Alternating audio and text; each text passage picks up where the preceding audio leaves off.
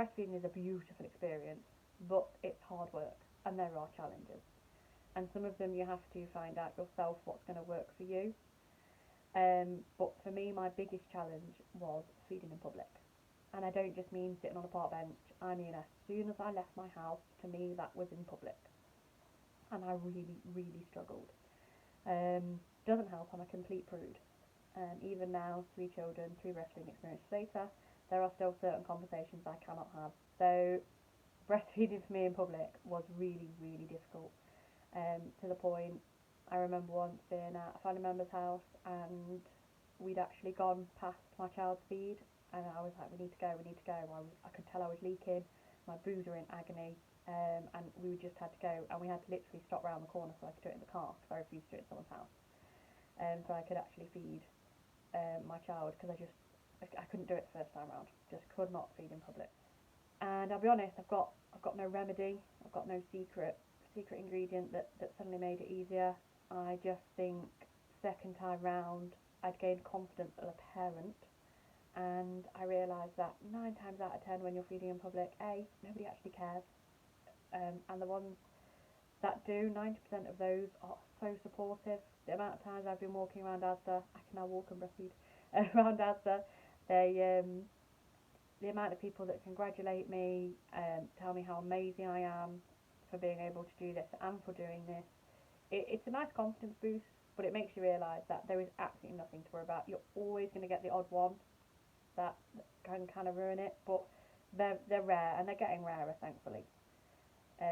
So for me, it was just a confidence building thing, that once I'd realised that it was more about feeding my baby than it was caring what other people thought, I kind of got over that, and like I say, by the third one, I could walk, feed. I'm pretty sure I could have stood on my head and fed my child in the end, because that's what became important. Some of it was talking to people. So when I was at my mum's house, I would start to feed my first, and they would all leave the room. I would have a room full of family, and the next I would be on my own. So when I was pregnant with my second, I brought it up with my mum, and I was like, why do you leave the room when I'm breastfeeding? And she goes, well, I assume that's what you'd want. Why would I want to be on my own? I can do that at home. And it turns out she thought she was doing me a favour, leaving me in peace so I could relax, so I could concentrate on feeding my baby and have a few minutes kind of peace. And I was like, no, I come round here for adult conversation, and so I can pass my baby over to you every now and then. I don't really want to be on my own any longer than I am.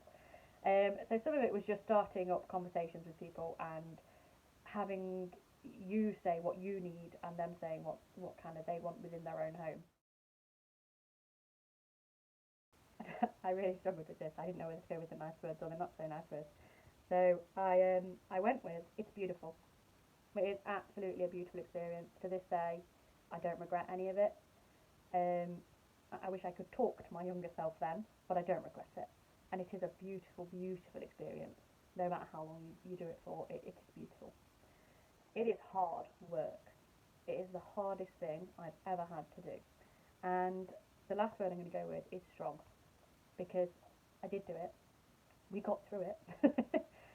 I do think I'm the stronger for it. I'm the stronger parent for it. And yeah, I do feel stronger for knowing I did it. And I advise everyone to at least have a crack at it.